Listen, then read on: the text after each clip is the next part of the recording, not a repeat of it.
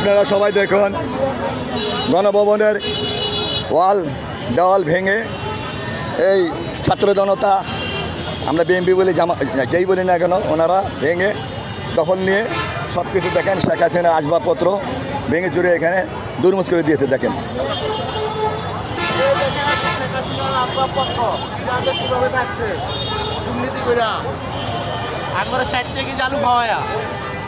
এখন আশা করি নতুন সরকার আসবে ইনশাল্লাহ। বিএনপি সরকার আইসা দ্রব্যমূল্য কমাইবো।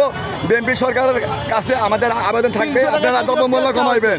আমাদের আর দ্রব্যমূল্য পৃষ্ঠ করলে আমাদের হায়নাতন্ত্রের সিন্ডিকেটের কবল আমাদের ফলাইবেন না, দ্রব্যমূল্য কমাই দেবেন।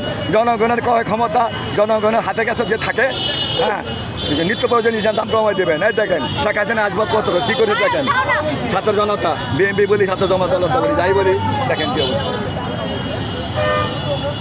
আর আমাদের তত্ত্বাবধায়ক সরকার হবে, ছাত্ররা কাছে ঘোষণা দিয়েছে ডক্টর ইউনূস, এবং তত্ত্বাবধায়ক সরকার মিলে কোনো ফেসিবাদ এবং আমলাতন্ত্র খুনি সরকাররা কোনো জড়িত হতে পারবো না।